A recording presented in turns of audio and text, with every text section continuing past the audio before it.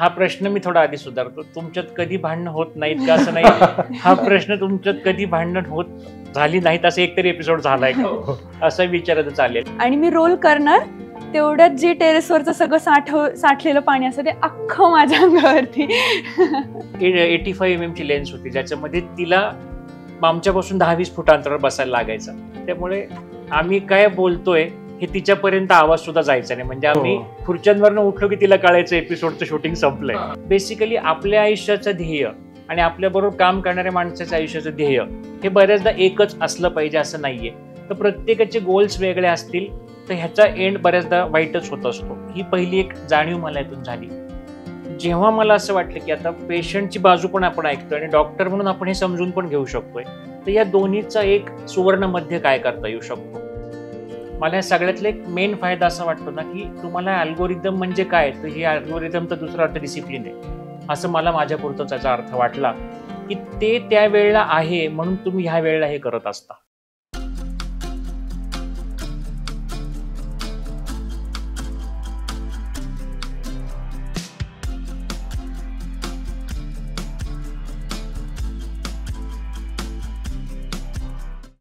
नमस्कार. जगण्यातील काहीच्या नव्या एपिसोडमध्ये तुमचं स्वागत. आज वेगळा होस्ट बघून तुम्हाला आश्चर्य वाटलं ना? याचं कारण आजचा एपिसोड स्पेशल आहे. हा आहे ॲनिव्हर्सरी एपिसोड आणि आज मी माझा मित्र डॉक्टर अमित आणि अनुष्का या दोघांची मुलाखत घेणार आहे. तर आज मुलाखतकार असणार आहे मी आणि मुलाखत देणार आहेत ते दोघं. डॉक्टर अमितला तुम्ही सगळे ओळखताच. डॉक्टर अमित एक उत्तम ऑर्थोपेडिक सर्जन आहे.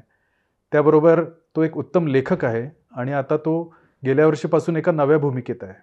आणि अनुष्का ही त्याची मुलगी मीडिया या विषयाची विद्यार्थिनी आहे. तिने आत्तापर्यंत खूप चांगल्या डॉक्युमेंटरीज बनवल्या आहेत. ते दोघं मिळून जगण्यातील काही हा चॅनल यशस्वीरित्या चालवतात. सामान्य माणसांना वैद्यकीय विषयांची माहिती अगदी सोप्या भाषेत देण्याचं काम हे चॅनल करत असतं. तर डॉक्टर अमित, पहिल्यांदा मला हे सांग की तुला हे चॅनल सुरू करण्याचं डोक्यात कसं आलं? तर सर्वात आधी मी आज थोडक्यात एका वाक्यात सांगतो की आज आपला हा जो एपिसोड येतो आपल्या ह्या चॅनलला आज 1 वर्ष पूर्ण झालेलं आहे. आणि तसं ह्या 1 वर्षामध्ये खूप मोठी काही मजल मारली असंही म्हणायचं नव्हतं. पण आज आम्ही का हा चॅनलवरती एपिसोड करत आहोत याचं कारण त्या आमच्या गप्पांच्या दरम्यान कळेलच. आणि आजच्या एपिसोडसाठी कोण सर्वात चांगला आम्हाला होस्ट म्हणून मिळू शकेल असा आम्ही विचार करत होतो. तर सुश्रुत आणि मी लहानपणापासून आम्ही बरोबर वाढलेलो आहोत. आम्ही शाळेतले मित्र आहोत आणि अनुष्काशी पण त्याचा रॅपो अगदी चांगला आहे. तर म्हणलं ह्या गप्पांसारखा एपिसोड आपण करूयात आणि यातून आमचा हा एक प्रवास उलगडत जाईल की आम्ही हे चॅनल कसं चालू केलं, ह्यात काय काय अडचणी आल्या. तर आता आपण ज्या मूळ प्रश्नाकडे आलो तर खरं ते चॅनल चालू करायचं वगैरे असं काहीच डोक्यात नव्हतं. सहज म्हणून आपण जेव्हा यूट्यूबचं एक चॅनल आपलं चालू करतो तसं हे चॅनल माझ्या नावाने मी चालू केलेलं होतं. तिथे बऱ्याचशा ॲक्टिव्हिटी काही घडतही नव्हत्या. पण जेव्हा मी 2023 साली पुण्यामध्ये राहायला आलो तर तेव्हा माझा आणि डॉक्टर जगदीश हिरेमठ सरांचा एकदा गप्पांमध्ये विषय चालला होता आणि त्यांनी एक ऑडिओ पॉडकास्ट मला पाठवला होता की हे छान आहे ऐकून बघ म्हणून. आणि त्यानंतर मग आमच्या डोक्यात दोघांच्या एकाच वेळी कल्पना आली की अरे हे आपल्या इतक्या वर्षाचं जे लिखाण काही केलेलं आहे आपण, तर त्याचा असा हा ऑडिओ पॉडकास्ट होऊ शकतो का. आणि मग सरांशी गप्पांमधून असा विषय निघाला की मी सरांना म्हणलं, सर तुमचा एवढा छान भारदस्त आवाज आहे तर त्या आवाजामध्ये आपण हे स्टोरीज करायच्या का रेकॉर्ड. तर ते त्यांच्या एवढ्या बिझी शेड्यूलमधनं त्यांनी वेळ दिला आणि मग दर आठवड्याला एक असं मी लिहिलेल्या पुस्तकांमधील किंवा इतर लेख असं अभिवाचन ते करत होते आणि त्यातूनही सुरुवात झाली. अच्छा, म्हणजे सुरुवात त्याची मुळात ऑडिओ पॉडकास्ट म्हणून झाली, म्हणजे ऑडिओ फॉर्मॅटसाठी होती. पण मग व्हिडिओला म्हणजे युट्यूबला तुम्ही त्यातून कसं शिफ्ट झाला, किंवा तो ऑडिओचा व्हिडिओ असा थेट जम्प होता की मध्ये काही काही टप्पे त्यामध्ये येत गेले? सुरुवातीला ऑडिओला खूप चांगले रिस्पॉन्स येत होते. म्हणजे बऱ्याच स्टोरी ऐकल्यानंतर कित्येकांचे असे भाऊखून फोन आले की आम्ही हे तुमच्या पुस्तकात वाचलं होतं, फेसबुकवर वाचलं होतं, पण तीच गोष्ट ऐकताना एक वेगळा त्याचा परिणाम साधतोय असं त्यांच्या बोलण्यातनं आलं. आणि मग सरांशी बोलत असताना आम्ही ठरवलं की जोपर्यंत सरांना पण वेळ होतोय आणि हे लोकांना आवडते तो हा फॉर्मॅट राहू द्या. पण नंतर असं लक्षात आलं की ऐकताना वाचताना लोकांना ऐकलेलं छान वाटत होतं, तर आता ऐकलेलं जे आहे ते पाहायला आणखी छान वाटेल का. आणि तसा हा यूट्यूब हा फॉर्मॅट ऑडिओ व्हिज्युअल जास्त आहे. तर त्या दृष्टीने मग आम्ही विचार सुरू केला की आपल्याला ह्यात आणखी काय करता येईल. पण व्हिडिओ फॉर्मॅट तसं ऑडिओपेक्षा अवघड आहे, की ऑडिओ माणूस एकटा मोबाईलवर रेकॉर्ड करू शकतो किंवा स्टुडिओमध्ये करू शकतो, त्याला बाकी काही लागत नाही. तर ऑडिओवरून व्हिडिओवर जम्प करताना हे मोठं ट्रान्झिशन होतं. तर हे कसे बदल तुम्ही केला किंवा काय काय करायला लागलं किंवा काय काय अनपेक्षित होतं ते पुढे बदलत गेलं? म्हणजे खरं सुरुवात त्याची अशी झाली की मी जेव्हा ते ऑडिओ चॅनल चालू असताना त्याचं जे एडिटिंगचा जो पार्ट होता किंवा ते पोस्ट करणं युट्यूबवर काय करणं हे सगळं अनुष्काच तेव्हा पाहत होती. तेव्हा ही सुरुवात मोबाईलवरती हे सगळं करणं चालू होतं काम. आणि त्यानंतर जेव्हा हे व्हिडिओ फॉर्मॅटमध्ये जायचं ठरवलं तेव्हा आम्ही दोघांनी पहिल्यांदा त्याच्यावरती चर्चा केली की तिचे तेव्हा ग्रॅज्युएशनचा पार्ट तो संपत आला होता कॉलेजचा लास्ट इयरचा. आणि मी तिला म्हणलं का ह्या सुट्टीमध्ये आपण ही सुरुवात करून पाहायचं का, म्हणजे 2024च्या एप्रिल महिन्यामध्ये. आणि तेव्हा मग आम्ही ठरवलं की आता आपण ही सुरुवात करूया. आणि त्याच्यात मधल्या काळात त्या सुरुवातीच्या खूप वेगवेगळे अनुभव, वेगवेगळ्या गमती जमती आल्या. तर तू हे शेअर करा की आपण चालू करताना तुझी काय भावना होती? म्हणजे आधी तर म्हणजे मला असं म्हणायला आवडेल की आमच्या दोघांसाठी हे एक नवीन सुरुवात किंवा एक जसं आपण म्हणतो की एक बर्थ असतं तशी प्रोसेस होती. कारण म्हणजे ते तू म्हणजे बेटर शेअर करू शकतो की तुझ्यासाठी एक हे रायटर आणि डॉक्टर हे जे थिंग होतं त्या रायटर किंवा क्रिएटिव्ह पार्ट ज्या गोष्टीला क्रिएटिव्ह लाईक रायटिंग मधून ऑडिओ मधून व्हिडिओ ही एक जर्नी होती. आणि माझ्यासाठी फक्त मला एवढं माहिती होतं की काहीतरी क्रिएटिव्ह करायचंय, काहीतरी प्रोडक्शन रिलेटेड करायचंय, बट त्याला एक काहीतरी दिशा देणं किंवा ते कुठल्या तरी एका सेंटर पॉइंटला आणणं हे काही होत नव्हतं. बट ह्या पॉडकास्टच्या निमित्ताने आपल्या दोघांच्या त्या जर्नीज मीट झाल्या असं म्हणायला हरकत नाही. पण मुळात कसं आहे की आधी मी जे एपिसोड पाहिले होते ते जनरल होते, पण जेव्हा तुम्हाला जगण्यातील काही हे नाव सापडलं तेव्हापासून मग त्याला एक दिशा आली आणि तुमच्या दोघांची क्रिएटिव्ह एनर्जी एकत्र आली असं म्हणता येईल का? मुळात हे नाव निवडण्यामागचं कारण काय होतं जगण्यातील? मुख्यतः आम्ही सुरुवात केली तेव्हा त्याला अशी काही एक दिशा नव्हती. जेव्हा असं लक्षात आलं की आपण वेगवेगळ्या क्षेत्रातील लोकांना भेटूया, वेगवेगळ्या लोकांचे अनुभव ऐकूया आणि त्यांचे इंटरव्ह्यू फॉर्मॅटमध्येच आम्ही सुरुवात करताना केली. मग त्यामध्ये सुरुवातच आम्ही जी केली ते आम्ही तपस म्हणून जो एक ओल्ड एज होम आहे तिथे प्राजक्ता वडावखरी माझी मैत्रीण आहे, तर तिच्याकडे आम्ही मागच्या वर्षी असंच या एप्रिल एंडला गेलो आणि तिला म्हणलं की आपल्याला एक एपिसोड शूट करायचा आहे. तर तीही सुरुवातीला धास्तावलेली होती आणि आम्ही त्याहून जास्त धास्तावलेलो होतो खरं तर. आणि सुरुवातीला गाडीच्या डिकीमध्ये एक आमचा पूर्वी तो DSLR होता, तो एक ट्रायपॉड आणि एक असाच कॉर्डलेस माईक तेव्हा घेऊन आम्ही दोघे सुरुवात ती फिरायला केली. आणि एक 85 mm ची लेन्स होती ज्याच्यामध्ये तिला आमच्यापासून 10-20 फूट अंतरावर बसायला लागायचं. त्यामुळे आम्ही काय बोलतोय हे तिच्यापर्यंत आवाज सुद्धा जायचा नाही. म्हणजे आम्ही खुर्च्यांवरनं उठलो की तिला कळायचं एपिसोडचं शूटिंग संपलंय. इतक्या मजेमध्ये ही सुरुवात झाली. आणि तो जो तपसचा एपिसोड आम्ही सुरू केला, 1-2 ठिकाणी रिकन्स्ट्रक्शनचं काम चालू होतं, तर ते बांधकामांचे आवाज, तेव्हा रोडवरचं ट्रॅफिकचे आवाज, पहिल्या एपिसोडला कुत्री भुंकत होती ते आवाज, हे सर्व त्यामध्ये रेकॉर्ड झालं. जे आम्हाला माहितीच नव्हतं हे ह्या इंटेन्सिटीने हा माईक हा आवाज कॅच करतोय. पण त्यानंतर मग पहिल्या एपिसोडचे एडिटिंग करताना नॉईज कॅन्सलेशन माहीत नव्हतं, त्यामुळे ते आवाज माझ्या आवाज इतकेच प्रॉमिनंट त्यात येत होते. आणि सुरुवातीला इंट्रोडक्शनचे म्युझिक जे आपण घालतो त्याच्यामध्ये ते जास्त ओव्हरपॉवर करत होतं माझ्या आवाजाला. तर त्या अशा सर्व दोषांसकट तो पहिला एपिसोड आम्ही रिलीज केला. आणि त्यानंतर भरपूर शिव्या खाल्ल्या लोकांच्या कमेंट्समध्ये. त्यामध्ये खूप रिॲक्शन आल्या की तुम्हाला आधी नीट काम करता येत नाही का, हे येत नाही. त्यात लोक एकमेकांची वाद घालत होते की हे नवीनच चालू केलं, आपण समजून घ्यायला पाहिजे टाईप. तर मला हे छान वाटलं ऐकताना. म्हणलं अरे ठीक आहे, आपल्या बाजूनी पण भांडणारं कोणीतरी इथं आहे. जर आपल्याला कोणी क्रिटिसाइज जर करत असेल तर अशी सुरुवात झाली. मग त्यानंतर आमच्या मुक्तांगणचे एक दत्ता श्रीखंडे म्हणून आहेत, त्यांचा एपिसोड केला. मग थोडं बाहेर समाजात फिरून एक काहीतरी चाललंय पाहावं म्हणून आम्ही कुंभारवाड्यामध्ये गेलो की तिथे कसे ते मडक्यांचा तो व्यवसाय चालतो. आणि मग ती अशी एक सुरुवात झाली. सर्व तसे एपिसोड छान होत होते, पण एक कळत होतं की ह्याच्यामध्ये थोडी अभ्यासाची पण गरज आहे.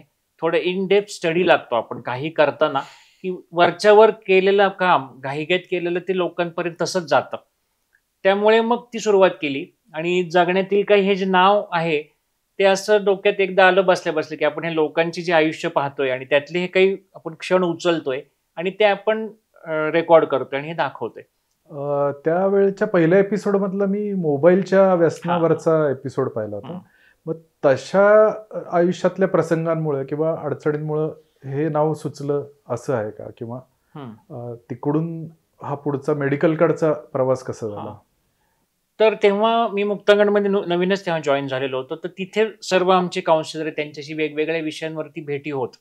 आणि एकदा असं कळलं की अरे हे नुसतंच दारू सिगारेटच्या व्यसनापुरतं नाहीये, मोबाईल गॅम्बलिंग आहे, मोबाईलचं व्यसन आहे आणि हा विषय लोकांपर्यंत येणं जास्त गरजेचं आहे. त्यामुळे तिथे माझी मैत्रीण जे सोनाली काळे त्यांच्याबरोबर आम्ही तो एपिसोड केला. आणि सुरुवातीचं म्हणजे हा पहिल्या एपिसोडचं जी फजिती सांगितली तसं सोनाली बरोबरचं पण ते एपिसोडचं म्हणजे पूर्ण एपिसोड रेकॉर्ड केला आम्ही तेव्हा. पण तो काही मनासारखं त्याचा व्हिज्युअली तो तसा इफेक्ट आला नाही. मग आमचं कोणाचं समाधान झालं नाही. तर सोनाली त्यानंतर परत 1 महिन्याने आली. पूर्ण एपिसोड आम्ही परत रेकॉर्ड केला दुसऱ्यांदा आणि तो एपिसोड मग पुन्हा पोस्ट केला. तर तिथे कुठेतरी एक अवेअरनेस आला की अरे असे एपिसोडची लोकांना गरज आहे. आणि कित्येकदा असे लक्षात आलं की बऱ्याच चॅनलवर आजकाल बरेच पॉडकास्ट होत असतात. प्रत्येक ठिकाणी बऱ्यापैकी कॉमन विषय असतात. पण प्रत्येक येणारा नवा गेस्ट हा त्या 1 तासामध्ये कुठली तरी 5-10 मिनिट काहीतरी वेगळं सांगून जातो. त्यामुळे प्रत्येक वेळी कुठलं तरी नवीन नॉलेज हे माणसाला मिळत राहतं. अनुष्का, तुमचा पहिला एपिसोड ब्रॉडकास्ट झाला 1 मे 2024ला आणि आज 1 मे 2025ला आपण ॲनिव्हर्सरी एपिसोड करतोय. तर ह्या सगळ्या वर्षभरात तुझा एक्सपिरियन्स कसा होता? एक टेक्निशियन म्हणून, एक डिरेक्टर म्हणून आणि एक पर्सन म्हणून ही सगळी प्रोसेस तुला कशी वाटली? ऍक्च्युली जेव्हा तुमचं क्षेत्र असतं, करिअर म्हणून असतं आणि जेव्हा ती गोष्ट एक पर्सनल अपॉर्च्युनिटी किंवा एक घरातली एक गोष्ट, हे दोन्ही गोष्टी जेव्हा एकत्र येऊन काहीतरी घडत असतं तेव्हा जसं तू म्हणालास की पर्सनल ॲज वेल एज प्रोफेशनल ही दोन्ही जर्नी एकत्र चालण्याचा अनुभव खूप वेगळा असतो. सो त्याच्यामध्ये जसं पप्पांनी सांगितलं की त्याच्यामध्ये बऱ्याच अडीअडचणी, बरेच त्याच्यामध्ये जसं तो प्रसंग होता आपला की आपण एपिसोड शूट करत होतो आणि पाऊस सुरू होता. तर आम्ही एक एपिसोड शूट करत होतो आणि त्याच्यामध्ये पाऊस येत जात होता सारखा. म्हणजे तेव्हा ऍक्च्युली असं होतं की लाइटिंगचं काही नॉलेज नव्हतं मला. सो आम्ही आउटडोअर्स सगळं शूट करायचो. आम्ही इनडोअर कधीच केलं नाही कारण या सगळ्या लाइटिंग सेटअप हा करावा लागतो. सो आउटडोअरमध्ये आणि आम्ही जूनमध्ये शूट करत होतो. सो जूनमध्ये शूट करत असताना मग पाऊस येत होता. मग आम्ही मध्येच कट करायचो, परत आतमध्ये जायचो, परत बाहेर यायचो असं. आणि मग एकदा पूर्ण पाऊस आला, मग मिड टेक आम्ही ते स्टॉप केलं, परत आतमध्ये गेलो. आम्हाला वाटलं पाऊस थांबला. सो आम्ही बाहेर आलो परत आणि पूर्ण एक बिल्डिंग होती आणि त्या बिल्डिंगच्या टेरेसच्या खाली म्हणजे बॉटम मोस्ट फ्लोअरवरती मी होते कॅमेरा घेऊन आणि जसं पप्पांनी सांगितलं 85 mm ते लांब होते पूर्ण. आणि मी रोल करणार तेवढ्यात जे टेरेसवरचं सगळं साठलेलं पाणी असं ते अख्खं माझ्या अंगावरती पडलं. सो ही अशी एक म्हणजे अशा अनुभवातनं पण गिव्हअप न करणे ही एक सगळ्यात इम्पॉर्टंट गोष्ट होती. म्हणजे मला जर या अख्ख्या प्रोसेसमधून जर काही शिकायला मिळालं असेल तर ते आहे कन्सिस्टन्सी. आणि किती पण काहीही अडचणी आल्या तरी पण काहीतरी ग्रो करत राहावं लागतं. हे सगळ्यात इम्पॉर्टंट पर्सनल जर्नी माझ्यासाठी. ओके. या जर्नीमध्ये पण जगण्यातील काही या रोजच्या अनुभवानंतर तुम्ही एक वेगळी दिशा आणि भूमिका सापडली, ती म्हणजे लोकांना वैद्यकीय माहिती सोपी करून सांगण्याची. तर त्यातला पहिला एपिसोड नेमका कसा डोक्यात आला किंवा तो कोणाचा होता? म्हणजे जेव्हा हा आमचा प्रवास चालू झाला त्यानंतर आम्ही काही म्हणजे त्याचा पहिला एपिसोड आम्ही मेडिकलचा केला. तर डॉक्टर शैलेश पुणतांबेकर सरांबरोबर कॅन्सर विषयी केला आणि डॉक्टर आदित्य पाटील म्हणून त्यांच्याबरोबर एक डिमेन्शियावरती केला. पण तशी त्याला तेव्हा दिशा नव्हती. मग त्यानंतर श्रीकांत यादव जे ऍक्टर आहेत त्यांच्याबरोबर त्यांच्या फिल्म लाईनच्या प्रवासाविषयी केला. हे सर्व पहिले 3-4 महिने चालू असताना कॅन्सरच्या ज्या 2 महिलांना कॅन्सर झाले होते त्या महिलांचा आम्ही दोघींचा एकत्र एपिसोड केला आणि त्यांच्याशी बोलताना मला असं जाणवलं त्यांच्याशी त्या एपिसोड दरम्यान आणि त्या आधी गप्पा मारताना असं लक्षात आलं की ही एक बाजू असते पेशंटची म्हणून. आणि सध्या मी आता ऍक्टिव्हली डॉक्टर म्हणून तितके तास काम करत नाहीये. तर जेव्हा मला असं वाटलं की आता पेशंटची बाजू पण आपण ऐकतोय आणि डॉक्टर म्हणून आपण हे समजून पण घेऊ शकतोय, तर या दोन्हीचा एक सुवर्ण मध्य काय करता येऊ शकतो. आणि त्यानंतर मग आम्ही नोव्हेंबरमध्ये तो एपिसोड केला आणि त्यानंतर मी अनुष्काला म्हणले एक महिनाभर आपण विचार करू की आपल्याला नक्की काय करायला जमेल, काय करायला आवडेल आणि काय केलेलं लोकांनाही पाहायला आवडेल. असं सर्व जेव्हा एकत्र येईल त्याच्यानंतर आपण परत चालू करूया. आणि मग असं लक्षात आलं की आपण ह्या मेडिकल क्षेत्राला जर आपण इकडच्या बाजूलाही बसलो आणि लोकांचे ते जे प्रश्न आहेत आणि यामध्ये मला लहान गावात इतक्या वर्ष प्रॅक्टिस केल्याचा एक फायदा झाला की लहान गावातल्या लोकांना शहरामध्ये जेव्हा ते येतात पेशंट म्हणून त्यामुळे ते डॉक्टरांशी तितकं मोकळेपणाने आपले प्रश्न बोलायला कचरतात. जे लहान गावात ते आमच्या पुढे बोलायचे. तर असं वाटलं त्याच लोकांचे प्रश्न आपण घेऊन इथल्या डॉक्टरांशी बोलून हे एपिसोड जास्तीत जास्त लोकांना कसे फायद्याचे होतील असा विचार करू. आणि मग त्यानंतर त्या डिसेंबरमध्ये हा सर्व विचार सुरू झाला. पण मी तेव्हा एक केलं, मी तेव्हा अंकुर वारिको यांच्या सारखी ती जाहिरात यायची, मी पाहायचो ह्याच्यावरती की युट्यूबचा कोर्स करा. तर तेव्हा असं वाटलं की आपण एकदा बघूयात नक्की की हे कसं, त्यांचं ह्याच्यावर म्हणणं काय आहे. तर त्याचा फायदा एक असा झाला, कोर्स करण्याचा ऑनलाईन कोर्स होता. 5-6 वर्षापूर्वी मी उमेश कुलकर्णी यांचं शूट अ शॉट हे वर्कशॉप केलं होतं. तर त्या दरम्यान माझ्या असं लक्षात आलं की बरेचसे लोक तेव्हा अशा ह्याने आले होते की हा कोर्स झाल्यानंतर दुसऱ्या दिवशी माझी शॉर्ट फिल्मचं शूटिंग चालू होईल. पण तेव्हा असं लक्षात आलं की जे उमेश कुलकर्णी आणि समर नखाते सरांनी एक मुख्य असं सांगितलं, you learn to observe, you learn to listen, you learn to watch. आणि ह्या गोष्टींमधनं तुमच्यात एक जो बदल घडत राहतो त्यातून तुमच्यामध्ये क्रिएटिव्ह प्रोसेस चांगली निर्माण होऊ शकते. आणि अंकुर वारिकोच्या कोर्सने मला हीच एक जाणीव दिली की हे सर्व तुम्ही अशा लेवलने आधी विचार करा की लोकांना काय हवंय, तुम्हाला काय येतंय त्यापेक्षा लोकांची गरज काय, आणि त्या दृष्टीने तुम्ही विचार करा आणि मग तुम्ही आपल्याला ते काम चांगलं करता येऊ शकतं का असा विचार करा. मग त्या सर्वाचा एक विचार करून मी अनुष्काशी बोललो. म्हणलं अगं मी डॉक्टर आहे आणि मला जर माझं मेडिकल क्षेत्रातलं ज्ञान हे आता लोकांच्या अशा दृष्टीने उपयोगी पाडण्यासाठी त्याचा उपयोग होऊ शकतो, तर आपण मेडिकल रिलेटेड एपिसोड यापुढे करूयात का. मग ती म्हणाली की असंच ही आयडिया छान वाटते. त्यामुळे मी सगळ्यात पहिला एपिसोड जो ठरवला तो डॉक्टर सचिन तपस्वींबरोबर ठरवला. तर असं ठरवलं की जे कॉमन आजार आहेत, किती तज्ज्ञ असतील किंवा आता डॉक्टर निलेश पळसदेवकर हे न्यूरोफिजिशियन आहेत, पण मी त्यांना तेव्हा बोलताना म्हणलं की मायग्रेन किंवा डोकेदुखी हा रोजच्या जगण्यातल्या लोकांचा प्रश्न असतो, तर आधी आपण त्यावर करूया. तर अशी ही सिरीज तेव्हा ठरत गेली. खरं तर त्यातूनच पुढे मग डिमेन्शिया किंवा ह्याच्या त्या मालिकेबद्दल थोडं सांग, कारण ती लोकांना ते एपिसोड्स पुढचे खूपच आवडले. सुरुवातीला आम्ही म्हणजे पहिला जो एपिसोडचे आपल्याला म्हणजे पहिल्या पार्टमध्ये जे आम्ही करत होतो मेडिकलचे एपिसोड नसताना, त्यातले 2 एपिसोड्सनी मला असा खूप एक मोठा धीर दिला की अरे हे आपण चालू ठेवायला हरकत नाही म्हणून. त्यामध्ये प्रफुल्ल मोहिते ह्या ज्या मुक्तांगणमध्ये काउन्सिलर आहेत, त्यांना आत्या म्हणून सर्वजण म्हणतात, तर त्यांच्याबरोबर आम्ही नाती जपताना असा एक एपिसोड केला. आणि तो तेव्हा टेक्निकली खूप तसा वीक असला तरी तो कंटेंट वाईज खूप लोकांना आवडला. आणि तेव्हा पहिल्यांदा आमचे जवळपास 10,000च्या जवळ त्याचे व्ह्यूज गेले. आणि त्यानंतर मग ऑगस्ट महिन्यामध्ये डॉक्टर अनिल अवचट जे बाबा आम्ही म्हणतो, त्यांच्या बर्थ अॅनिव्हर्सरीच्या दिवशी त्यांच्या दोघी मुली मुक्ता आणि यशो आणि मी असं आम्ही तिघांनी बाबांच्या आठवणी आणि त्यातून पालक म्हणून बाबा कसे होते किंवा बाबांनी जे लिहिलं तसं त्यांच्या रोजच्या आयुष्यामध्ये जगताना तुम्हाला मुलींना कसं वाटत होतं. मला वाटतं बाबाच्या लाडके लेकी असं त्या एपिसोडचा अनुभव कसा होता. तर तेव्हा आम्ही असं ठरवलं होतं की बाबाच्या जवळ आयुष्यामध्ये मी पण एक बराच काळ जवळ होतो, बाबाला जवळनं पाहिलेलं होतं. तर तेव्हा मी मुक्त आणि यशस्वी त्याने बोललो की आपण बाबाच्या काही अशाही गोष्टींविषयी बोलू की त्याच्या पर्सनल लाईफमध्ये कशा होत्या, किंवा बाबाचं जे लिखाण होतं किंवा जी भूमिका होती जगण्याविषयीचा एक दृष्टिकोन होता, तो तुम्हाला लहानपणी बरोबर वाटत होता आणि मोठं झाल्यावर असं वाटलं का की अरे नाही हे असं नसलं तरी जास्त छान झालं असतं, की उलट पक्षी आहे ते आणखी छान होते आता आपल्याला तेव्हा हे संस्कार मिळाले. तर असा आम्ही तो विचार केला आणि अगदी इन्फॉर्मल गप्पांमध्ये आम्ही असेच बसलो होतो ह्या जागेवरती आणि तो एपिसोड ऑलमोस्ट 1 तासाचा रेकॉर्ड झाला. आणि बाकी सगळे विषय जाऊ दे, पण एक 25-20 हजारच्या आसपास त्याचे पहिल्यांदा असे व्ह्यूज गेले. आणि कितीही गणित आपण म्हणलं की नाही आम्ही व्ह्यूज बघत नाही त्याच्याकडे, आम्ही आमचं काम करतो, तरी काहीतरी काम हे आपण शेवटी कुठतरी ही प्रोग्रेस होत जातीये या दृष्टीने जेव्हा कामाकडे पाहतो तसा तो खरा पहिला एपिसोड झाला. आणि मग त्या दरम्यान मध्ये जे काही एपिसोड केले, डिमेन्शियावर केला, अँझायटीवरती केला, मग असं लक्षात आलं की एक सायकोलॉजिकल जे काही आहेत दुखणी किंवा आजार त्याविषयी पण लोकांच्या मनामध्ये फार उत्सुकता असते. कारण माझ्या दौंडमधल्या प्रॅक्टिसच्या अनुभवातून मला त्या काळचं तरी एक लक्षात आहे की इतर कोणत्याही आजारासाठी लोक तसे पटकन डॉक्टरकडे जायला तयार होतात. मानसिक आजारासाठी लोकांमध्ये बऱ्याचदा अजूनही तो एक न्यूनगंड, ती एक भीती असते की डॉक्टरकडे कसं जायचं.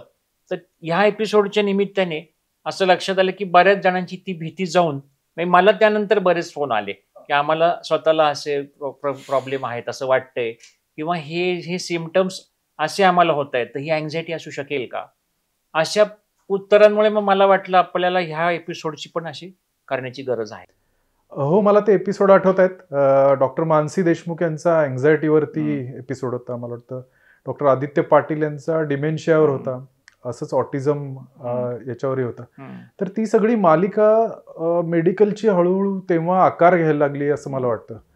तर आता आपल्याला एक यूट्यूब चॅनल चालवायचंय, पैशांसाठी नव्हे पण व्यावसायिक पद्धतीने, इंग्लिशमध्ये ज्याला प्रोफेशनल म्हणतो तशा प्रकारे आता हे चालवायचंय. दर शुक्रवारी आता आपला एपिसोड येतो, याचा अर्थ त्याचं पाठीमागचं शूट वगैरे हे सगळं शिस्तबद्ध पद्धतीने होतं. तर हे कधीपासून डोक्यात आलं आणि ही प्रोफेशनल हा लॉन्च, सॉफ्ट लॉन्च म्हणू आपण, तो कधी केला त्याचा? तू सांग, मी मग सांगतो. म्हणजे ह्याची इनिशियली या गोष्टीने सुरुवात झाली की एका पर्सनल लेवल वरती पण आणि तू म्हणाला तसं प्रोफेशनल लेवलवरती पण या गोष्टीला एक डिसिप्लिन आणण्याची गरज आहे असं वाटलं. किंवा जगण्यातील काही आपण फक्त म्हणतो की नाव आहे किंवा हे चॅनलला काहीतरी ओळख देण्यासाठी किंवा ऑलरेडी ओळख आहे ती ओळख अजून स्ट्रक्चर करण्यासाठी त्या गोष्टीला एक रुटीन असणं किंवा त्या गोष्टीला एक आपण जसं म्हणतो की आपण इंट्रो व्हिडिओ किंवा लोगोज हे सगळ्या गोष्टी इम्प्लिमेंट केल्या. सो ही त्याची बेसिक प्रोसेस होती. तर असं वाटलं की या गोष्टीला एक आयडेंटिटी देण्यासाठी, एक स्ट्रक्चर देण्यासाठी, आणि आता जर आधी सगळे एपिसोड्स बऱ्यापैकी रॅन्डम होते किंवा एका सोशल किंवा मध्येच मेडिकल असं होतं, मग आता जर आपण त्या विषयाला पण एक थीम दिली आहे तर बाकीच्या पण ऍस्पेक्ट्समध्ये थोडं त्याला स्ट्रक्चर करायला हवं, अशी या गोष्टीपासून ती सुरुवात झाली. मला या बाबतीत असं सांगा वाटतं की जेव्हा मी हे ऐकत होतो तेव्हा अल्गोरिदम शब्द नेहमी ऐकू येत होता. खरं तर मला ह्याच्या आधी त्याचा नीट अर्थही माहीत नव्हता, कारण माझ्या आयुष्यात मी हा शब्द कधी वापरला नव्हता. तर पहिल्यांदा युट्यूबच्या निमित्ताने ऐकायला मिळालं. सुरुवातीला मी चॅनल चालू केल्यानंतर त्याच्यामध्ये कुठल्याही दिवशी कुठले एपिसोड येत होते, मध्ये गॅप पडला 1-2 महिन्याचा, त्यानंतर त्याचे व्ह्यूज परत खाली जायला लागले. तर कळलं की ही जी कन्सिस्टन्सी, म्हणजे मला या सगळ्यातला एक मेन फायदा असा वाटतो ना की तुम्हाला अल्गोरिदम म्हणजे काय, तर ही अल्गोरिदम तर दुसरा अर्थ डिसिप्लिन आहे असं मला माझ्यापुरतं त्याचा अर्थ वाटला की ते त्या वेळेला आहे म्हणून तुम्ही ह्या वेळेला हे करत असता. हे मुख्यतः असं होतं. जर तो हेडमास्टर तिथं बसलेला नसेल तर तुम्ही इथं घरी अभ्यास करणार नाही, त्या दिवशी परीक्षा आहे म्हणून. तर हे पाळलं तर तुमच्यात एक इंटरनल डिसिप्लिन सुरुवात होते आणि मग त्या इंटरनल डिसिप्लिनला तुम्ही काम करत राहिला तर ते तुम्हाला चांगले मार्क देणार आहे, अशी कुठतरीही मला त्याची सुरुवात वाटली. आणि त्यानंतर कन्सिस्टन्सी ठेवणे महत्वाचं होतं. पण सुरुवातीला जेव्हा आम्ही दोघेच काम करतो तर त्यावेळेला लक्षात आलं की सिंगल कॅमेरा शूटिंग करतोय आम्ही, ते पुरेसं नाहीये. आउटडोअर करतोय, दरवेळी आउटडोअर शक्य नाहीये. म्हणजे आता लिटरली आठवलं तरी हसू येतो की गाडीची डिकी असू, कित्येकदा मोटरसायकलवर असू, की उन्हातानात ही मागे हातात सगळं घेऊन बसलीये, गाडीच्या पावसात डिकीतनं आम्ही सामान काढते, दोघेच असायचो आम्ही, कोणीच नसायचं तेव्हा. आणि तेव्हा असं वाटलं की ही आठवण म्हणून छान आहे, अनुभव म्हणून छान आहे, पण पुढे जायचं असेल तर आता ह्याच्यामध्ये ऍड काहीतरी करायला पाहिजे. काम करताना असं पाहिलं की हे काम प्रोफेशनली सगळं केलं तर ते अफोर्ड करणं एवढं मला तेव्हा शक्यच नव्हतं हा विषय. मग आता हे कुणाबरोबर करायचं? तर सगळ्यात पहिल्यांदा जेव्हा अनुष्काचं तेव्हा मास मीडियाचं ग्रॅज्युएशन संपत आलं होतं, तिचा जवळचा मित्र आहे आनंद पाटील म्हणून, तर त्याची माझी आधीपासून ओळख होती.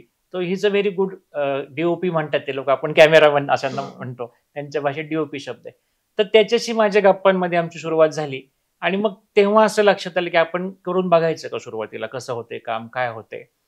आणि मग एक एपिसोड आम्ही केला, त्यातही थोड्या लाइटिंगच्या बॉम्ब झाल्या, त्या गेस्टची शॅडो सावली पडती भिंतीवरती, मग कुठेतरी कोणाच्या तरी चेहऱ्यावर अंधार येतोय, मग आम्ही असे डिसमोड होऊन बसायचो की अरे आपण इतकी तयारी केली, इतके कष्ट केले, पण तेवढं आउटपुट कसं येत नाहीये.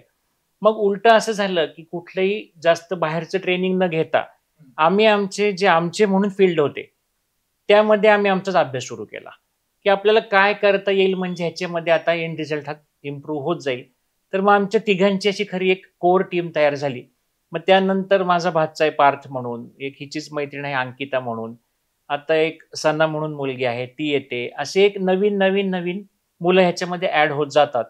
आणि आता उलट मला त्याचा फायदा असा झाला की त्यांच्या चष्म्यातून उलट जग बघताना किंवा त्यांच्या क्रिएटिव्ह प्रोसेसचा आपल्याला भाग व्हायला मिळतंय, हे मला जास्त छान वाटायला लागले. की कंटेंट हे फक्त माझं असेल, बोलणार मी असेल, पण प्रत्येक वेळी नवीन त्या मुलांकडनं शिकायला मिळतंय, ही प्रोसेस जास्त छान आहे. आणि ह्या सर्वांमध्ये आणखी 2-3 मित्र तिचे होते. अमर म्हणून आहे, कविश म्हणून एक मुलगा आहे आणि शरण म्हणून आहे मित्र. ह्या सर्वजण आमच्या मदतीला तेव्हा येत होते. आता या सगळ्या नव्या पिढी सोबत तू काम करतोस याचं मला एक वेगळं कौतुक वाटतं आणि ते तुझ्यासोबत करतायत त्याचं आणखी जास्त त्यांचं कौतुक वाटतं.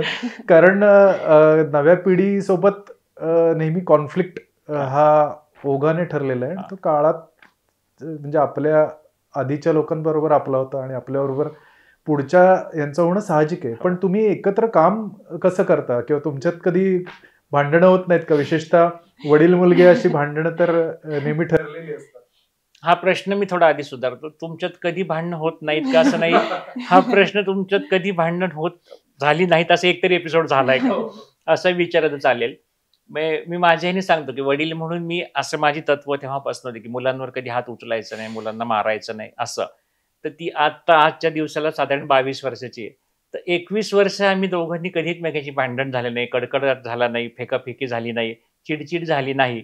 पण मागच्या 1 वर्षात ह्या जगण्यातील काहीच्या निमित्ताने ह्या सर्व अनुभवांना मला आजही सामोरं जायला लागतंय. याचं मेन कारण असं होतं की ह्यातनं मला असं लक्षात आलं की आता बेसिकली आपल्या आयुष्याचं ध्येय आणि आपल्याबरोबर काम करणाऱ्या माणसाच्या आयुष्याचं ध्येय हे बऱ्याचदा एकच असलं पाहिजे असं नाहीये. तर प्रत्येकाचे गोल्स वेगळे असतील तर ह्याचा एंड बऱ्याचदा वाईटच होत असतो. ही पहिली एक जाणीव मला यातून झाली.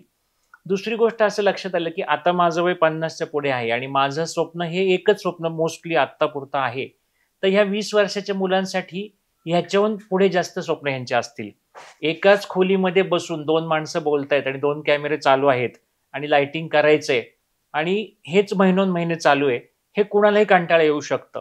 जर त्यांना शॉर्ट फिल्म असतील, डॉक्युमेंटरी बनवायच्या असतील, पुढे फिल्म बनवायच्या असतील तर त्यांना या खोलीच्या बाहेर जाऊन उडायचं आहे हे त्यांच्यासाठी वाटणं नॅचरल आहे. फक्त भांडणं होताना मेन कारण आमचं असं असायचं की मला असं म्हणणं असायचं की आपण जेव्हा म्हणतो ना की आधी चहा नीट बनवायला शिका, त्यानंतर तुम्ही पुरणपोळी बनवता काही स्वप्न बघा. तर चहा नीट आलं तर ती पुरणपोळी आपोआपच नीट येईल. कारण ती प्रोसेस तुम्हाला जर शिस्त आणि वेळेत काम करण्याची सवय लागली तर तुम्ही कुठलाही पदार्थ करताना ती शिस्तच तुम्हाला ते काम करून देईल. हा मुख्य त्या भांडणांचा हेतू असायचा. क्रिएटिव्ह डिफरन्सेस असे फार नव्हते कारण आमच्या दोघांचं आता म्हणजे ती पण लिखाण छान करते आणि असं असताना बऱ्याचदा मी जेव्हा बोलतो तेव्हा मी काय बोलणार हे तिला आधीच वाक्य माहिती असतं किंवा व्हाईस वर्सा असंही होतं ना. त्यामुळे असं कधी वाद होत नाही की नाही तू हे म्हणते मला हे पटत नाही, असं होत नाही. पण भांडणं मात्र भरपूर होतात, म्हणजे अजूनही होतात. त्याच्यावरनं आबोले होतात. तिचा स्वभाव आत्ताच्या पिढीनुसार लगेच झालं की सोडून द्यायचा आहे. मला ते 4-4 दिवस डोक्यात घेऊन बसायचा स्वभाव आहे. तर आनंदही आमच्या ह्याच्यामध्ये पिसला जातो बऱ्याचदा ह्या दोन्ही ह्याच्यामध्ये. तर ते घडत राहणाऱ्या गोष्टी आहेत. पण असं वाटतं ठीक आहे, हा एक पार्ट ह्यातनं आपल्याला काहीतरी पुढे शिकायला मिळणार असावं. तेच आता तुझ्या प्रश्नाला म्हणजे उत्तराला जोडूनच मी विचारतो की हा सगळा प्रोसेस होती आणि आता तुम्ही चहावरून पुरणपोळीवर आलात तर आता पुढे काय प्लॅन आहे? यानंतर या चॅनलमध्ये काय करण्याचा विचार आहे? आपण 1 वर्षामध्ये ज्या गोष्टी शिकलो ह्या लोकांपर्यंत जाव्यात. आणि आजकाल मी बऱ्याच इतर पण प्लॅटफॉर्मवरती पाहत असतो ऍक्टिव्हली मुलांचं काय चाललंय काय नाही चाललं. तर युट्यूब विषयी मला पर्सनली असं वाटतं की इथे जर तुम्हाला टिकून राहायचं असेल, म्हणजे आपण 2020 मॅचेस बघतो किंवा आपण टेस्ट मॅच आपल्या काहीतरी आपण पाहत होतो, तर ही टेस्ट मॅच आहे. इथं काम करणं हे ह्याच्यामध्ये कन्सिस्टन्सी आहे का, डिसिप्लिन आहे का, लॉंग टर्म पर्यंत प्लॅन आहेत का, तर ह्याच्यामध्ये माणसाने उतरावं असं माझा स्वतःचा यातनं अनुभव आहे. इतर ठिकाणी जे छोटे छोटे रील्स बनवा, शॉर्ट्स बनवा असं असेल तर त्याचा एक तो वेगळा फॉर्मॅट आहे. त्या पद्धतीने काम करणं हा त्या ठिकाणाची ती गरज आहे. पण ह्या प्रवासामध्ये मला असं लक्षात आलं की टिकून राहण्यासाठी बेसिकली आपला रिसर्च करणं गरजेचं आहे. म्हणजे एखादा एपिसोड जेव्हा मी डॉक्टर म्हणूनच बसतो तर मला ऑर्थोपेडिक मधलं माहिती असेल, इतर 2 ब्रँचेस मधलं माहिती असेल. पण आता आजच आम्ही एक एपिसोड रेकॉर्ड केला, त्याच्यामध्ये मोतीबिंदू या विषयावर होता. तर 25 वर्षापूर्वी मी मेडिकल शिकलो तेव्हा मोतीबिंदूची असणारी ट्रीटमेंट आणि आजच्या 25 वर्षांनंतर त्यात झालेला आमूलाग्र बदल मला तेव्हा कळलं. हे रिसर्च करण्याच्या गोष्टी आहेत मला हा एपिसोड करताना सुद्धा. तर तो अभ्यास त्या निमित्ताने चालू राहिलाय आणि पुढे हेच एपिसोड करायचे. म्हणजे आता आपण बोलताना हा विषय आला नाही की आम्ही महिन्यात जे 4 एपिसोड करतो साधारण 4 शुक्रवारचे, त्यातला एक एपिसोड माझा आणि अनुष्काचा बरोबर असतो आणि त्यामध्ये नॉन मेडिकल हाच विषय जनरली असतो. की मागे आम्ही आता एक बदलते पालकत्व हा एक एपिसोड केला किंवा आत्ताच्या पिढीला व्यसनांविषयी त्यांचे प्रश्न काय आहेत विचारायचे, हा केला. किंवा प्रसाद शिरगावकर जो आपला कॉमन मित्र आहे, त्याच्याबरोबर आम्ही आर्टिफिशियल इंटेलिजन्स जे आहे त्याच्यामुळे पुढे भविष्यात काय परिणाम होऊ शकतात, असे वेगवेगळ्या विषयांवर आम्ही महिन्यातून एक तो एपिसोड करतोय. तर तेही कंटिन्यू करू. आणि मेडिकल क्षेत्रात आत्ता जसं म्हणलं तसं बेसिक आता प्रश्न जे आहेत मेडिकल विषयी पेशंटचे, त्यात मग ॲडव्हान्स्ड उलटं येण्याची जास्त गरज आहे. कित्येकदा बरेचदा लोकांना कुठलं डोनेशन करायचे, की आय डोनेशन आहे, ब्लड डोनेशन आहे, ऑर्गन डोनेशन आहे, ह्याच्याविषयी सामान्य माणसांना खूप कमी माहिती असते. तर आमचे पुढचे एपिसोड भविष्यात त्याच्या दृष्टीने येतील, की त्याविषयी लोकांमध्ये अवेअरनेस निर्माण करणं. कुठलंही असं चॅनल सुरू करायचं असेल किंवा कुठलाही प्रोजेक्ट करायचा असेल तर आता तू तर टीम बद्दल सांगितलंसच की सगळी तरुण मुलं तुझ्यासोबत होती, पण त्यासोबतच आपल्याला कोणीतरी फ्रेंड, फिलॉसॉफर, गाईड अशीही व्यक्ती लागते. तर अशा कोणी या चॅनलला मदत केली का? सर्वात आधी मी नाव घेईल ते डॉक्टर जगदीश हिरेमठ सरांचं घेईल, की त्यांच्यामुळे हा एक इनिशिएटिव्ह ह्या मिळाला गोष्टीला. आणि त्यांनी एपिसोडसाठी पण शूटिंगसाठी ते आले आणि त्या एपिसोड नंतर खरंच ते चॅनलला लोक एक वेगळ्या नजरेने त्या चॅनलकडे पाहायला लागले. त्यांच्या एपिसोड नंतर हा एक मेन होता विषय.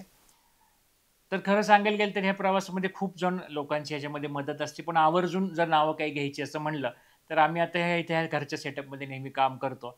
तर आलेल्या गेस्टचे सगळ्यांचे खाणे, स्नॅक्स, जेवण, ही बायको माझी सगळं फार पुढाकार घेऊन हे सगळं काम करते. आणि दौंडमधील माझे 2 मित्र आहेत, डॉक्टर संदीप कटारे आहे, डॉक्टर राजेश दाते आहे आणि डॉक्टर सिद्धार्थ कुलकर्णी आहे. म्हणजे सिद्धार्थला तर मी कुठल्याही प्रकारे काही सांगतो काम, की माझ्यासाठी हे बघून ठेव, ते बघून ठेव, तर तो हे नेहमी आवर्जून काम करत असतो. माझा कझिन ब्रदर आहे स्वप्नील, तो दरवेळी एपिसोड यायच्या आधी एक्सायटेड असतो. तो मला विचारतो, दादा कधी एपिसोड येणार आहे? आणि बरेचसे माझे नातेवाईक, बाकी माझे भाऊ आहेत किंवा आधीच्या पिढीतल्या माझी मावशी आहे, मामी आहे, काका आहेत.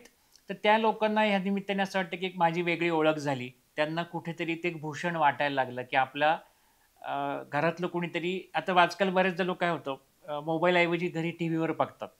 तर आपल्याकडे टीव्हीवर कोणी येणं हा एक फार मोठा सोहळा असायचा. तर आता टीव्हीवर तसं येत नाही आपण खरं तर. आपण आपलेच टीव्हीवर आणतोय स्वतःला असंही त्याला म्हणता येईल. पण त्यांच्यासाठी तो एक आनंदाचा क्षण असतो. म्हणजे माझ्या आधीच्या पिढीतल्या कित्येक नातेवाईकांनी तो एपिसोड चालू असताना त्याचे फोटो काढून मला पाठवलेत, की आम्हाला तू टीव्हीवर दिसतं पाहायला छान वाटतंय. आणि सगळ्यात आधी म्हणजे महत्वाचं म्हणजे माझे वडील आणि आई जे दौंडमध्ये आता असतात दोघे जण. तर माझे वडील तर 8 वाजता एपिसोड होतो आणि 8 वाजून 2 मिनिटांनी जर ते दिसत नसेल तर त्यांचा रेस्टलेस होऊन मेसेज येतो, की आम्हालाच का दिसत नाहीये. आणि मग ते एपिसोड दरम्यान त्याचा फोटो काढून सगळे चॅनलवर पाठवतात. झाल्यावर त्यांचा पहिला त्याच्यावर फीडबॅक असतो, की कसं होतं. आणि त्यांना बऱ्याच गोष्टी टेक्निकली आणि मेडिकल दृष्टीने पण कळतात. त्यामुळे त्यांचा फीडबॅक हा बऱ्याचदा फार माझ्यासाठी इम्पॉर्टंट असतो. यातनंच मी पुढच्या प्रश्नाकडे येतो, की हा फीडबॅक आणि ट्रान्झिशन लोकांच्या रिस्पॉन्स आहे ना, तो कसं बदलत गेलं आहे जाणून घ्यायला मला आणि बाकी प्रेक्षकांना आवडेल. कारण पहिल्यांदा तू लेखक होतास, म्हणजे शांतपणे आपल्या रूममध्ये बसून लिहायचं, ते कधीतरी छापून येईल आणि कधीतरी त्याचं प्रतिसाद येईल. त्याकडून मग तो ऑडिओ पॉडकास्ट फॉर्मॅटकडे गेलास, की ज्याला बऱ्यापैकी लवकर प्रतिसाद येतात. आणि आता यूट्यूबकडे आला आहे, ज्याला इन्स्टंट पुढच्या मिनिटाला माणूस एपिसोड संपायच्या आत खाली कमेंट लिहितो. तर हे सगळं ट्रान्झिशन, लोकांचा फीडबॅक, हे कसं होतं? हा खरं खूप चांगला प्रश्न तू विचारे, पण माझ्या डोक्याचा विषय खरं कधी आलाही नाही. पण ह्याचं उत्तर तसंच सुचेल असे सांगता येत नाही आत्ता. पण जे सुचेल ते असं वाटतं ना, की एक 8-10 वर्षापूर्वी मी कुठेतरी एका चॅनलवरती अमिताभ बच्चन प्रमोशनसाठी एका फिल्मचे आले होते. आणि तेव्हा त्यांनी मला असं सांगितलेलं पुसट आठवते, की आमच्यासाठी हे सगळं फार नवीन आहे. आमचे सिनेमे तेव्हा यायचे, लागायचे, आम्हाला तेव्हा असं कळत नव्हतं त्याचं प्रमोशन करायला लागतं.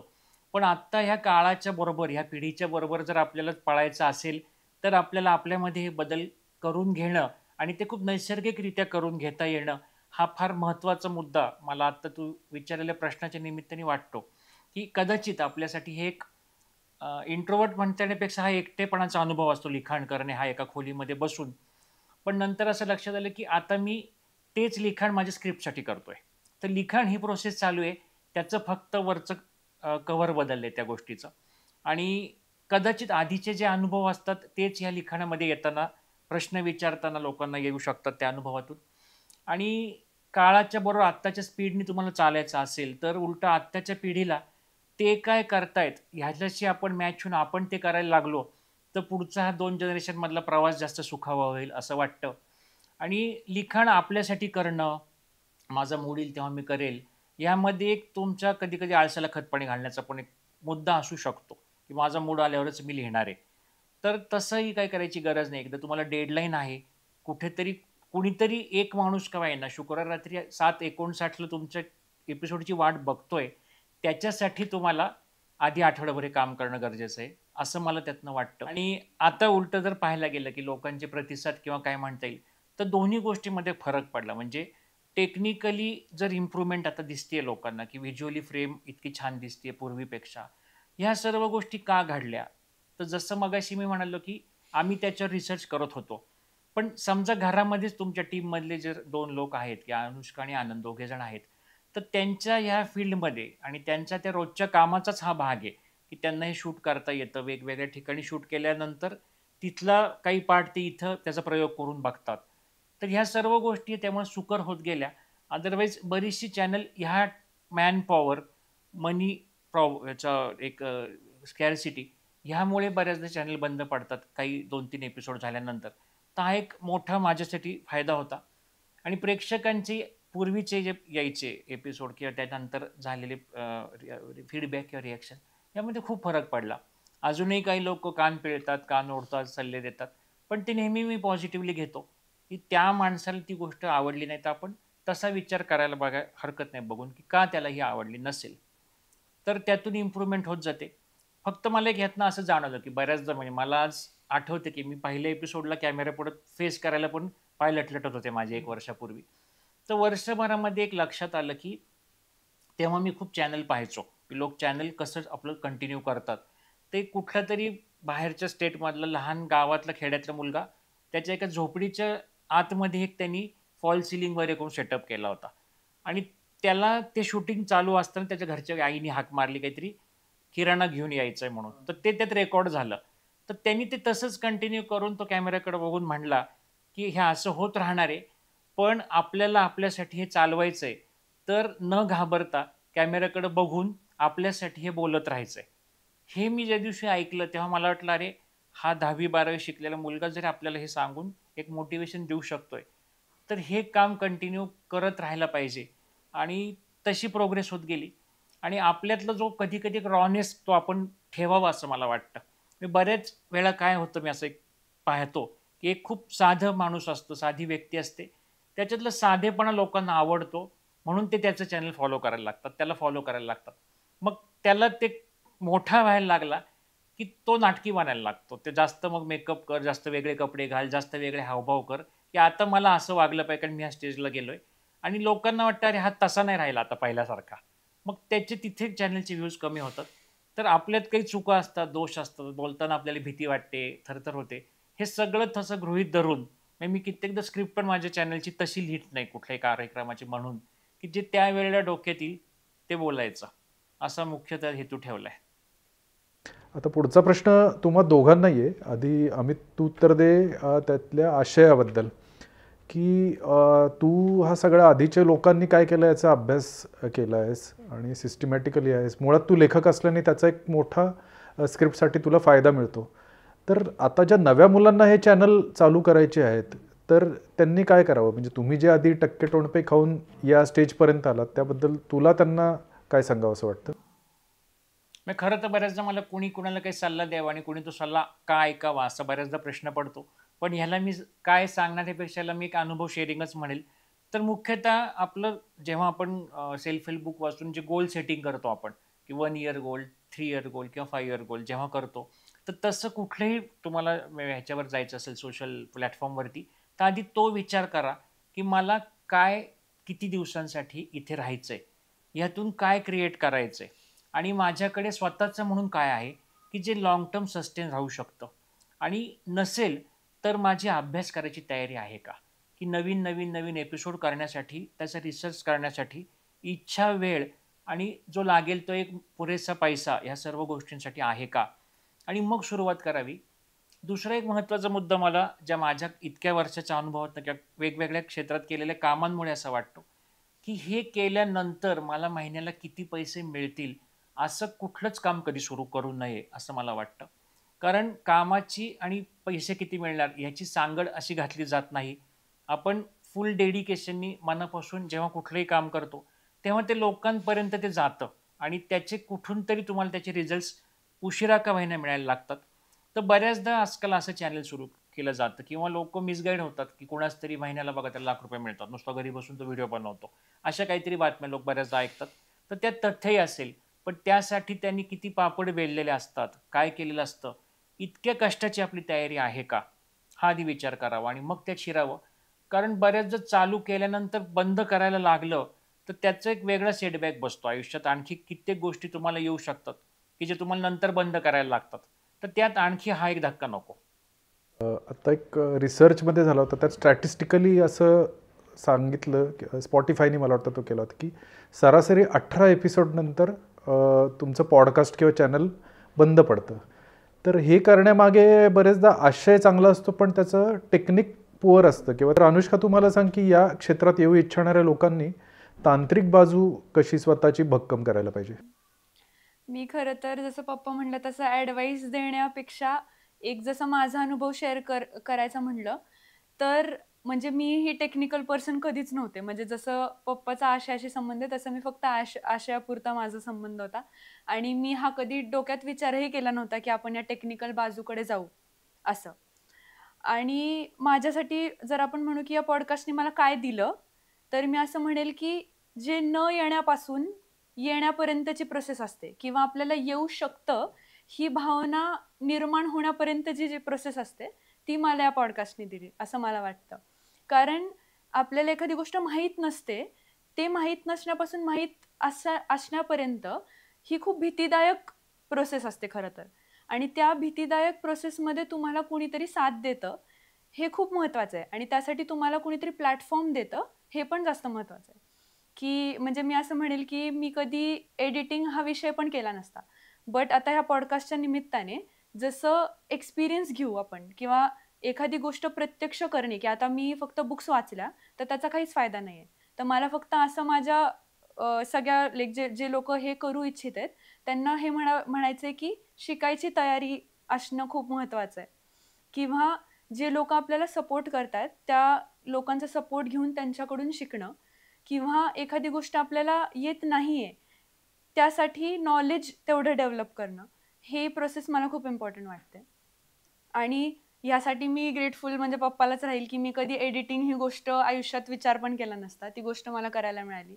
किंवा मी आता जेव्हा आनंद आमच्यासोबत जॉईन झाला, तेव्हा एखाद्या गोष्टीसाठी डोकं कसं चालवावं, एखादी गोष्ट आपण फक्त म्हणतो, की हे इक्विपमेंट नाहीये, तर ही गोष्ट नाही होणार. तर तसं कधीच टेक्निकल गोष्ट चालत नाही, हे मला त्याच्याकडून शिकायला मिळालं. की त्यासाठी कसं डोकं चालवून आहे त्या रिसोर्सेसमध्ये कशी एखादी गोष्ट निर्माण करायची, एखादी फ्रेम निर्माण करायची किंवा एखाद्या गोष्टीसाठी नजर कशी डेव्हलप करायची, हे मला या दोघांकडून शिकायला मिळालं. किंवा एखादी टेक्निकल प्रोसेस ही फक्त इक्विपमेंट्सबद्दल किंवा एस्थेटिक्सबद्दल नसून त्यामागं येणाऱ्या सगळं डिसिप्लिन, की जसं पप्पा म्हणलं की भांडण आमचं व्हायचं की टाईमवरती पोस्टिंग होत नाही हे सगळं. तर जसं पप्पा म्हणलं की 7:59ला कुणीतरी तुमचा वेट करतंय आणि 8 वाजता तुम्हाला तो एपिसोड जायला पाहिजे. ही गोष्ट मला ॲज अ डिसिप्लिन आणण्यासाठी खूप वेळ लागला. आणि एखादं शूट झाल्यानंतर सगळ्या गोष्टी आवरून ठेवायला पाहिजे हे सगळं, हे माझा कधीच स्वभाव नव्हता. पण ह्या दोन्ही व्यक्तींमुळे हे सगळं घडलं. आणि मला असं वाटतं की ह्या सगळ्या प्रोसेसमध्ये तुमच्यासोबत अशी लोकं असणं आणि तुमची त्यासाठी लर्निंग प्रोसेस असणं, हे जर एकत्र आलं तर सगळ्या गोष्टी सोप्या होऊ शकतात. तर ही म्हणली त्यालाच मी थोडं पुढे कंटिन्यू करतो, की आपण एका बाजूला कष्ट करत असतो. त्या कष्टांना लोकांकडून रिस्पॉन्स मिळत असतो. पण बऱ्याचदा काय होतं मला यात कळलं बऱ्याचदा, की प्रत्येक वेळेला म्हणजे मला सुरुवातीला आहे ना, आमचं चॅनल सबस्क्राईब करा, हे प्रत्येक एपिसोडला म्हणायचं असतं असं कळलं इतर यूट्यूबर्सकडनं. तर ते म्हणायला माझी जीभ रेटायची नाही. कारण तसा माझा स्वभावाचा भाग नाहीये. पण नंतर मला कळलं, की लोकांना तुमचं चॅनल आवडतं. कित्येक लोक असे आहेत, की ते चॅनलचं प्रत्येक एपिसोड पाहतायत, पण ते सबस्क्रायबर नाहीयेत. कारण त्यांना ही प्रोसिजरच माहीत नाहीये. आजच्या काळामध्ये असं करावं लागतं म्हणून. तर उलटं मला या निमित्ताने लोकांना सांगावं वाटतं, जर खरंच आवडत असेल, तर खरंच सबस्क्राईब करा. शेअर करत जा एपिसोड किंवा कमेंट बॉक्समध्ये नक्की काहीतरी लिहीत जा, म्हणजे जेणेकरून आम्हाला कळतं, आवडला, नाही आवडला किंवा काही सुधारणा अपेक्षित आहेत. हे कळलं ना तर आपल्याला आजच्या या व्हर्च्युअल जगामध्ये कळतं की कोणीतरी हे पाहतंय, कोणीतरी याची दखल घेतंय. अदरवाईज कित्येक लोक मला भेटल्यावर सांगतात, पर्सनल व्हिजिटमध्ये, पर्सनल भेटीमध्ये, कार्यक्रमात, "का अरे आम्ही प्रत्येक एपिसोड पाहतो बरं का." तर म्हणलं, "तुमच्याकडनं कधीच मला हे असं कळलं नाही, तुम्ही पाहताय." "नाही," म्हणले, "आम्ही पाहतो, आम्ही खूप शेअर पण करतो." मग म्हणलं, "मग मला सांगत जा, कारण मला कळेल हे कंटिन्यू करायचंय का नाही." म्हणजे पूर्वी जो एक लगेच रिस्पॉन्स मिळायचा, की भाषण मी केलं, तर एक तर लोक हुर्रे उडवायचे किंवा टाळ्या वाजवायचे. तर तो रिस्पॉन्स लगेच यायचा, त्यामुळे आपल्याला लगेच कळून जायचं. आता हे कळणं जरा मुश्किल झालंय. त्यामुळे शेवट सांगताना माझं लोकांना हेच म्हणणं आहे, की आपलं हे चॅनल असो किंवा आजकालच्या सोशल प्लॅटफॉर्मवरचं काही असो, शक्यतो तिथे लोकांना तिथं तुम्ही फीडबॅक द्या. जेणेकरून त्या माणसाला एक मोटिव्हेशन मिळेल, की मी हे काम चालू ठेवू की नको आणि ठेवलं त्यात काय सुधारणा करू. एवढं एकच सांगायचंय आणि पुढच्या वर्षभरात आणखी बरेच सरप्राईज आमचे याच्यामध्ये एपिसोड येतील. तर त्यासाठी आपण तयार राहा. अ, तुमच्या या पुढच्या वर्षातल्या प्रवासाबद्दल काय होणार आहे, काय काय नवीन एपिसोड्स येणार आहेत ते जाणून घ्यायला आम्ही खूपच उत्सुक आहोत. मित्रांनो, आता आपण आज एक अगदी वेगळा, अगदी हटके एपिसोड पाहिला. आज मुलाखतकारांनाच दोघांना आपण पाहुणे म्हणून घेतलं होतं आणि मी गेस्ट इंटरव्ह्यूअर झालो होतो. तर माझा हा मित्र लहानपणापासूनच अगदी वेगळा आहे. तो लहानपणापासून स्वप्न बघणार आहे, पण विशेष म्हणजे तो नुसती स्वप्न बघणार नाही, तर ती पूर्ण करणार आहे.